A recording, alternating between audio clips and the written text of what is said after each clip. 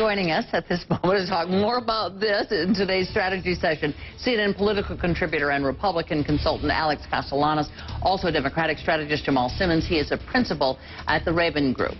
Okay, if I were a politician, I would have answers to two questions. What do you read? What book are you reading now? And what mistake have you made? I don't get it. Why was the president not prepared for this sort of question? Well, at least he didn't say, the mistake I make is I just care far too much about people.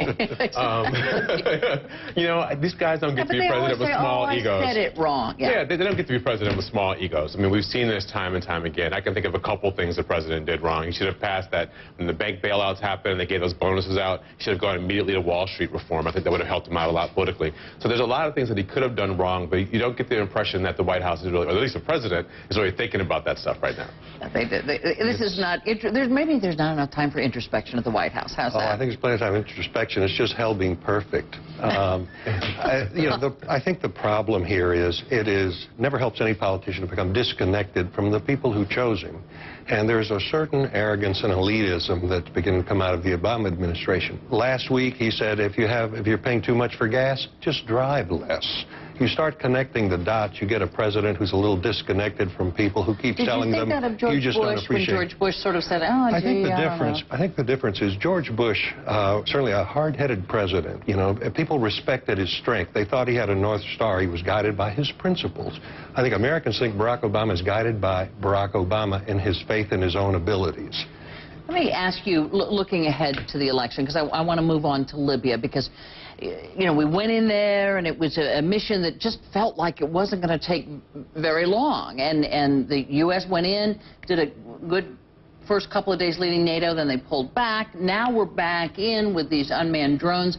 Do you think if we are still flying a no-fly zone over Libya a year from now, that this is any kind of a political problem for President Obama? You know, I don't really think so. We've been flying drones into Pakistan for the last few years. Americans haven't seemed to pay that much attention about it. If there aren't American troops on the ground, Americans dying in this conflict, I don't really see Americans having that big of an issue with the United States being in an ongoing conflict. That's the American side of the ledger. On the foreign policy side of the ledger, I think there's a broader issue about American prestige, and the president did call for Mubarak to be out of office. So you can't call for Mubarak to be out of office and then not do anything to get Mubarak out of office. So we've got to get that part of the equation. Are you talking about Gaddafi? I'm sorry. Okay. Gaddafi, I thought, yes, I'm sorry. Okay, so from one crisis to the other. Yes, exactly. And would you agree with that? On this, I'll agree with Jamal that, you know, with so many domestic problems, economic problems, they're going to take priority for the next year, not foreign policy. So the president's going to look like he gets a pass on this. But it's a question of strength, and it could come home to roost for the president on gas prices.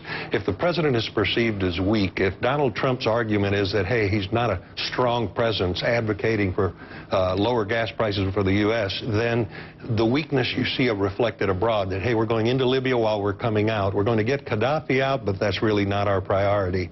That kind of weakness could come home to roost. All this being said, the president is in an incredibly tough position. I mean, he's dealing with Japan, with earthquakes and nuclear crises. He's dealing with what happened in Egypt. He's dealing with Libya. And I think he's found a way in Libya to thread this needle that has the American forces in there to do what they can to help, but also keeps American troops off the ground, which I think American public would really not want to see. So we have to give him a little bit of credit for trying to handle a lot of these things at once. Maybe very little. I think he's like Captain Spaulding, Groucho Marx in Animal Crackers, who sang that great song, "Hello, I must be going. I came to say I cannot stay, I must be going." I think we're seeing a very uncertain president, and you know, you really don't know if he's committing more troops while he's committing less.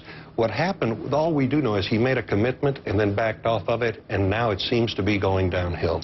And he did say, Jamal, sort of opening this up, well, Gaddafi has to go. And so if he's still there, and you already see Republicans kind of looking to say this is not a strong president.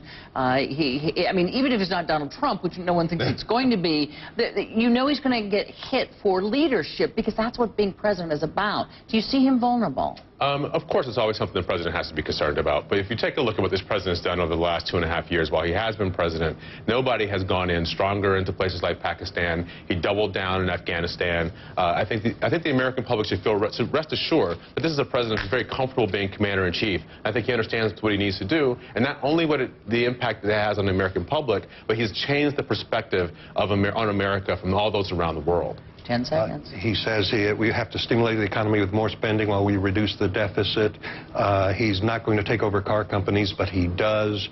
He spends $1 trillion more on health care to save us money. An uncertain president, he could be perceived as weak. And the Republicans want to add $6,000 to Medicare and not tax the rich. Alex Castellanos, Jamal Simmons, thank you both. Thank you.